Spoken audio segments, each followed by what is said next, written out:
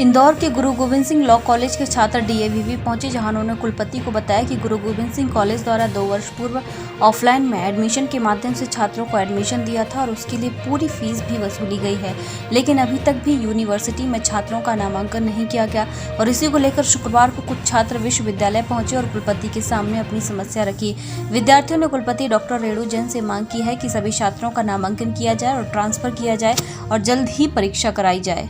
Sir, हम सभी छात्र गुरु गोविंद सिंह लॉ कॉलेज इंदौर के छात्र हैं। हम सभी छात्रों ने 2019-20 में लॉ के प्रथम वर्ष में एडमिशन लिया था, जिसको लगभग 2 साल हो गए हैं। हम लोगों की अभी तक यूनिवर्सिटी में नामांकन नहीं करवाया है कॉलेज ने, और हम सभी से 2-2 साल की फ़ीस वसूल ली है। और उसके बाद यूनिवर्सिटी में जब हमने अपील की थी तो हमारी फर्स्ट सेमेस्टर सेकंड सेमेस्टर के एग्ज़ाम भी ले लिए, और उसके भी रिजल्ट नहीं अभी तक दिए। जबकि मध्य प्रदेश की लगभग सभी 100% कॉलेजों के रिजल्ट आ चुके हैं हमारी कॉलेज के छोड़कर। और अभी जब यूनिवर्सिटी से हमने बात की थी तो यूनिवर्सिटी ने बताया था कि कॉलेज के पास बार काउंसिल ऑफ इंडिया की मान्यता नहीं है।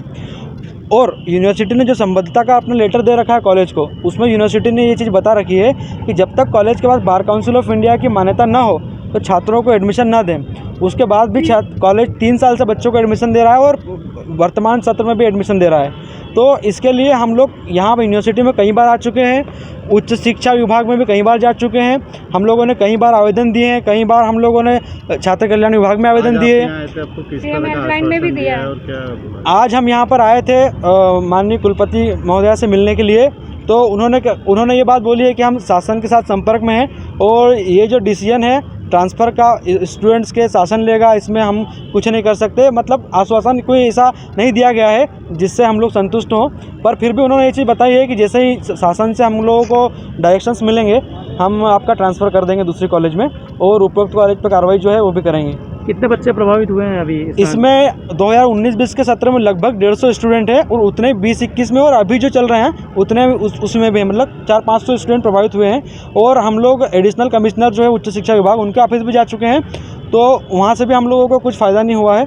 और वही प्रक्रिया चालू है अभी कॉलेज की। और अभी कॉलेज सारे स्टूडेंट पर यह दबाव बना रहा है कि जो अगला सेमेस्टर आने वाला है 3rd, उसकी भी एग्ज़ाम फ़ीस भरें और चालान भरें।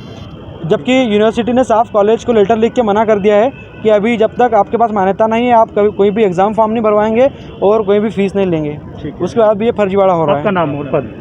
हम लोग सभी कॉलेज के स्टूडेंट हैं और हम सभी लोग फर्स्ट सेमेस्टर में हैं। सब फर्स्ट सेमेस्टर में एडमिशन लिया था 2000। मेरा नाम सचिन यादव। ये गुरु गोविंद सिंह लॉ कॉलेज के बच्चे आए थे और ये परीक्षा की अनुमति मांग रहे थे कि परीक्षा का रिजल्ट डिक्लेयर करने के लिए। ये कॉलेज बच्चों को अंधेरे में रखकर एडमिशन देता रहा है, और अभी भी हम लोगों ने शासन स्तर पर बात चल रही है, शासन से बात हुई है, तो उन्होंने अभी अप्रूवल नहीं दिया है। जो सहज प्रक्रिया है उसमें ये होता है कि 1 साल की संबद्धता पहले यूनिवर्सिटी देती है, फिर उनको बीसीआई से लानी पड़ती है। तो जैसा बता रहे हैं कि बीसीआई से 19-20 की तो ले आए, लेकिन 20-21 की नहीं लाए हैं। तो इस पर और हम लोगों की तरफ से स्थायी संबद्धता तो थी, क्योंकि पहले हम लोगों ने दे दी थी, तो इस आधार पर बच्चों के करा लिए। लेकिन अब जो नए एडमिशन हुए जो बच्चे आ रहे हैं, मेरे ख्याल से इनको शासन स्तर से अप्रूवल नहीं मिला है।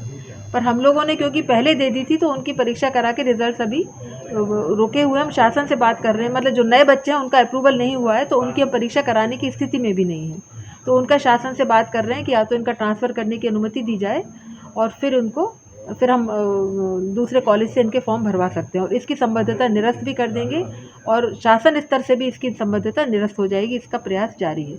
लेकिन बच्चों को लग रहा है क्योंकि हम लोग ये बच्चों की मदद करना चाहते हैं। कॉलेज के एडमिशन तो गलत तरीके से हुए ही हैं, पर फिर भी हम बच्चों का हित ध्यान में रखकर हमने उनकी परीक्षा करवा दी। हम लगातार आरोप लगा रहे थे ऑफलाइन एडमिशन का, और उनका ये जो ऑनलाइन के लिए संबद्धता जो होती है सिर्फ ऑनलाइन के लिए होती है। इन बच्चों ने शायद लास्ट डेट के बाद या जो भी है कम फीस के लालच में किसी भी कारण से वहाँ पर एडमिशन ले लिया, वो और उनका अप्रूवल नहीं हुआ, मतलब वो अधिकृत नहीं है, वो एडमिशन ही गलत है। लेकिन फिर भी क्योंकि बच्चे आ गए हैं उसमें फंस गए हैं, तो इसलिए हम लोग उनकी हेल्प के लिए पूरी कोशिश कर रहे हैं। मैम, किस तरह से प्रक्रिया रहेगी, कितने समय लगेगा इनके निराकरण में? अब अभी शासन से बात चल रही है। शासन की तरफ से कुछ क्वेरी मांगी गई थी, उसका जवाब हम लोगों ने भेजा है, तो लगभग 1 हफ्ता लगेगा कम से कम।